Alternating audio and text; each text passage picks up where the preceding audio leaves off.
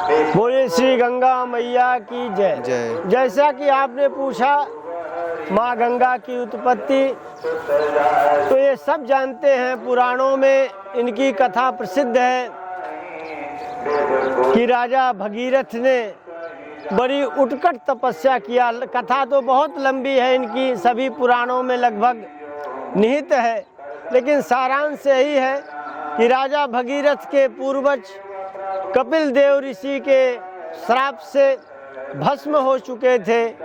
उन्हीं को तारने के लिए, उनकी सद्गति के लिए भगीरथ के पहले भी लोगों ने तपस्या किया, दिलीप ने तपस्या किया, खड़वांग ने तपस्या किया, लेकिन भगीरथ उस तपस्या में सफल हुए।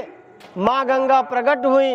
उन्होंने कहा कि हे राजन, आपके आग्रह से मैं पृथ्वी लोक तो चल सकती हूँ, लेकिन एक ही बाधा होगी कि मेरी धारा इतनी तेज है कि मैं जैसे ही पृथ्वी लोक में जाऊंगी, मेरी धारा को नियंत्रित करने के लिए कोई आप उपाय सोचो।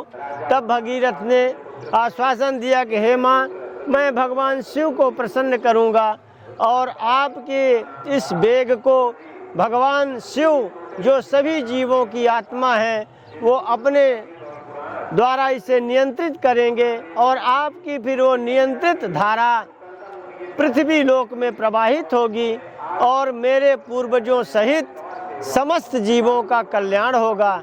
वही क्रम बना, माँ भागीरथी का आगमन हुआ इस पृथ्वी लोक में और भगीरथ रथ खाता वच्छिन्न जल प्रवाहो नाम गंगा, जो गंगा का विश्व विस्तृत परिभाषा है कि जो भगीरथ रथ, भगीरथ के रथ के दोनों चक्कों के बीच से जो जल प्रवाह चला, आगे आगे भगीरथ का रथ और दूर पीछे पीछे गंगा का प्रवाह, वो जहाँ उनके पूर्वज भस्म हुए थे वहाँ माँ गंगा का प्रवाह पहुँचा और सारे उनके पूर्वज तर गए। इस तरह से महापुरुषों का प्रयास भले ही अपने स्वार्थ के लिए किया जाए, लेकिन उससे सहज ही परमार्थ हो जाता है। जैसे राजा भगीरथ ने अपने पूर्वजों को तारने के लिए गंगा मैया को ले आए, लेकिन उससे आज सारे जीवों का कल्याण हो जा रहा है।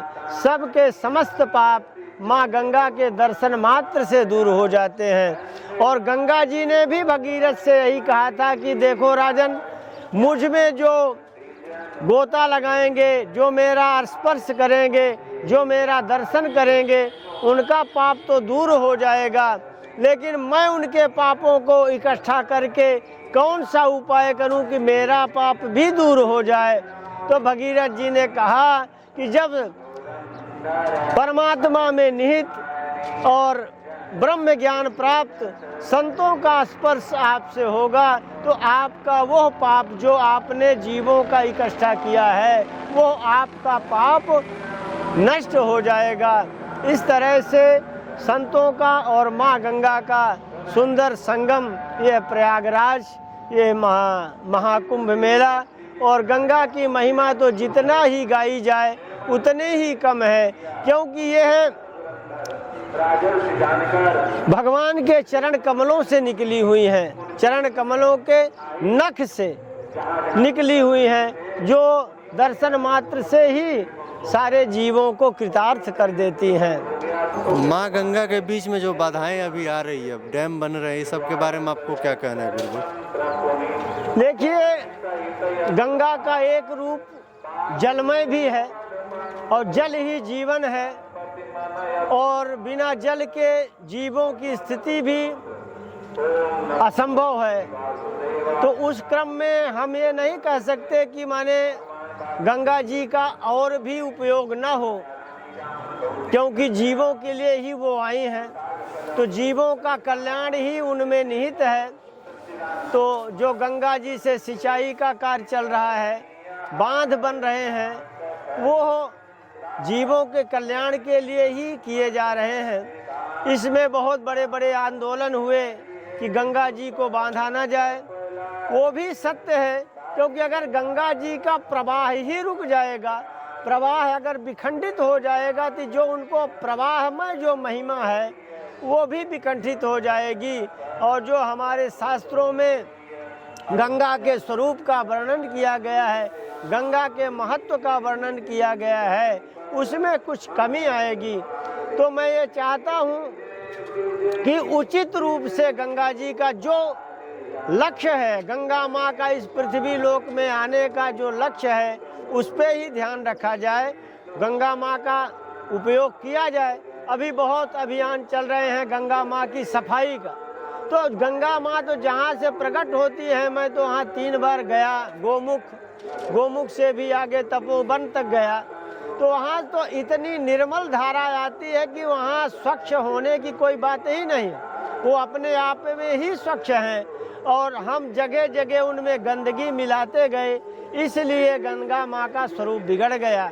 तो हम अपनी गंदगी उनमें न डालें, और वो साफ तो अपने आप ही हैं। तो हमारे यहाँ सफाई का अभियान तो बहुत चलता है, और जितने गंगा जी के सफाई का अभियान चलता है, उतने गंदगी होने के भी साधन यहाँ बने हैं। तो हम जो गंगा जी को जो गंदा करने वाले साधन हैं, उनको हम करें, उनको नियंत्रित करें, तो गंगा जी अपने आप ही साफ हो जाएंगी।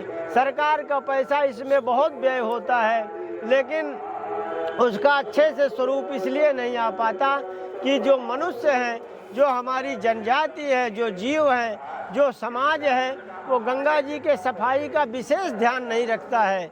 वो अपने आप को ये भूल चुका है कि हमारा क्या फर्ज है। हम गंगा जी को अपने भावों से, अपने विचारों से, अपने कार्यों से हमेशा साफ रखें, और गंगा जी का जल का स्पर्श करें, स्नान करें, उनमें अपनी गंदगी न धोएं। अपने जन्म जन्मांतर के कर्मों के प्रायश्चित स्वरूप अपने कर्मों को धोएं, और उससे गंगा माँ भी पवित्र रहेंगी और हमारा जीवन भी पवित्र हो जाएगा। बहुत बहुत धन्यवाद गुरुदेव। जय श्री राम। जय श्री राम।